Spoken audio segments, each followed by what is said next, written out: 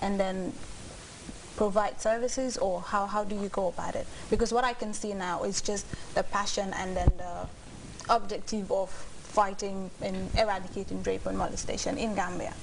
We're looking to get all GARM volunteers trained. Currently, the interim president of GARM, Sirandao, she just completed a training course on counseling of rape victims in San Francisco. It was sponsored by San Francisco Women Against Rape and Molestation, and she just completed it and she's certified, so now she will be able to teach others, and then in that process we'll all learn, because it's a learning process. It's not final. We'll all learn to be able to counsel victims and then how to help them get over their nightmares, in a sense. And along with that, we don't just intend to do it all by ourselves. I mean, right now, before we all get trained, if somebody came up and said, this is what I'm going through, we will see if we can find referrals.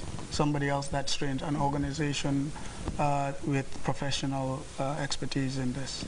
But even with these professionals, do you consider inviting other people like child care services or the Child Protection Alliance, social welfare, or all stakeholders to be part of the organization, the executive, or to be trainers? Right now on the speakup.gm site, there is a section that talks about frequently asked questions. That is for people who want to share their stories and maybe have doubts about certain issues about the website.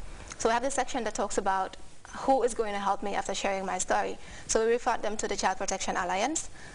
So because we feel these people are more trained, they're more qualified in this domain, they deal with all sorts of abuse, so they can actually contact the CPA. But for the future, we're hoping everybody jumps in, because GARM cannot do this alone.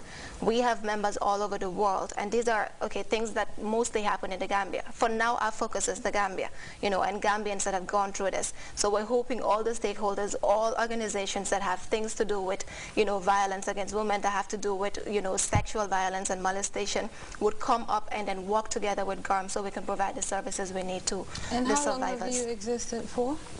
We've been we just celebrated our first year.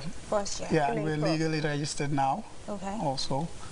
And along with what Gemma, to add to what she just said, like last year, I think around this time, we were here invited to the Fatu Show again, talking about Tutapak, which was a social menace that we felt strongly about, and we tackled it. But we don't look to work alone. For that one, we were very fortunate and very grateful that we had support from the government. We made the noise, and the government came forth. Fatu Show was very supportive, and they came forth and helped. We worked very closely with the Child Protection Alliance, also the general public. I mean, you walk and you see people in the street and they tell you, look, we hear what you're trying to do and we're all here to support you. So all of this is not something that we can do on our own, but what we want to do and what we are confident will happen is more people from all quarters, all sectors will come forward and help, and that way we can make a difference. Will there be a fee required for the counseling you'll be providing to victims? No. Not for profit at all. No. Right now, our meetings are all on Skype because most of a lot of the members are not in the country.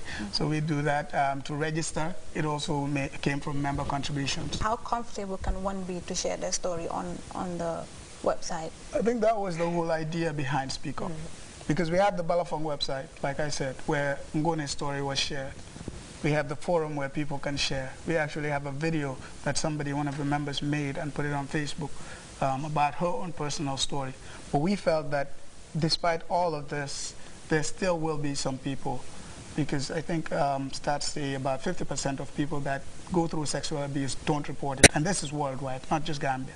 So the idea came to have something that just ensures that nobody will know. Even the people that run the website cannot trace that particular story to any single individual. So that's the whole idea. So it's 100% secure.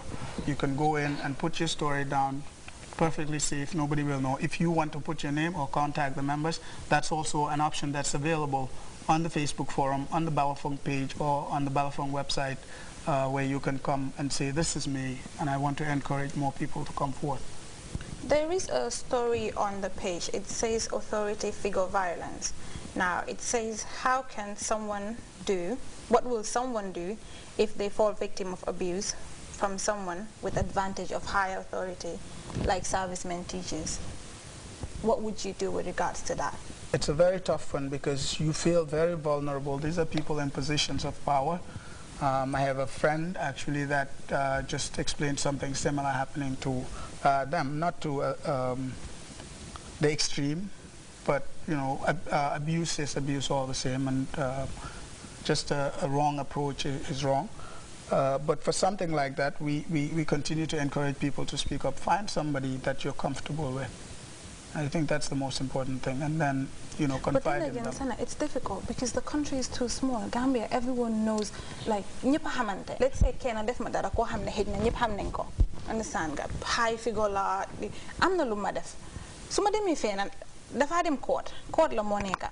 Understand? And people will eventually know. How would you cope with the stigma and the fact that everyone will start looking at you? Next minute you'll be on the papers. That is actually the problem. Linga wane Gambia dafa ndaw dañu wara sutura nit ñi sutura bi moñu lor sutura baxna wante dafa am ben extent boy aga da nga wara jogal sa bopa. You're talking about a person in high authority doing this, and then mu ngi dem court nit ñi xamne mom moko def bala mu ko don def waron na sutura bi pour koku sax waye xejna pour yow because do ñu associate this is ak lolu koku mom deserve na everything when we because mom mo wara set example bi mom mo wara ñom sen policy and everything ñom ñoko wara set wala teacher la example ñom ñoko wara set su fekkene serviceman la policy ñom ñoko wara set so waru ñu dem against lolu or waru ñu take advantage of lolu. But to that's why we came up with something like GONE. That's exactly the reason, where you know you don't want to deal with this, and we will find a way, get professional to help us find a way to convince you or encourage you and counsel you on how to deal with the whole attention if it comes. But preferably, if we can, it's something that we will do on the down low. But if not, you know, we'll help you address the issue in the most appropriate manner. I think it's the reason why we're focusing mainly on sensitization right now, to get people to understand exactly what's up, to know like the dynamics of the whole thing, so they know not to blame the victims, because that's what's happening right now.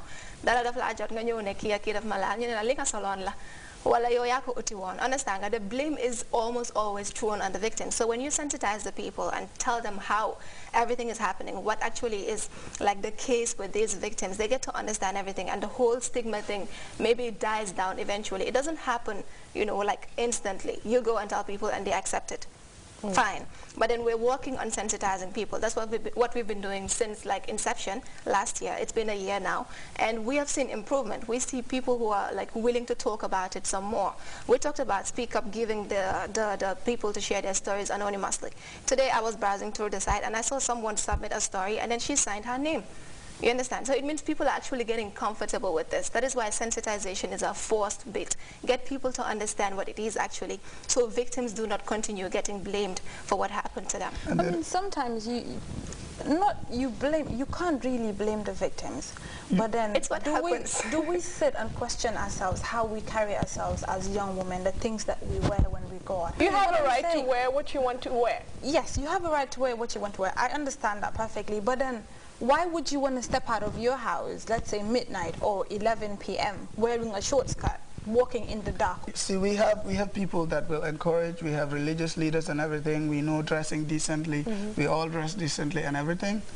But it doesn't mean if someone doesn't dress like that, I mean, it doesn't give anybody that excuse to say No, it this. doesn't. It doesn't. But what protection are we giving ourselves? Protection as adults, you can, but let's say a child that goes through this, and most of the stories that we have on the website are from children, things that happened to them when they were 5. How does this question even come into that? What is an inappropriate way of dressing for a 5-year-old who's asked to sit next to their uncle or a cousin? I mean, that is sick. We understand that. So and taking it even to the adult level, this is Gambia. Nobody dresses naked and goes out in the street. Nobody just wears their boxer shorts and goes out in the street. I mean, relatively, compared to other parts of the world, we dress very decent. So it's not a matter of dressing. It's not even a question. It's but just then don't touch. We need to understand something, right? We should have the liberty and the freedom to dress how we want and then go out. Yes. But there should be a level of protection that we give to ourselves. This is Gambia. There isn't any hidden cameras or street. I mean, there isn't.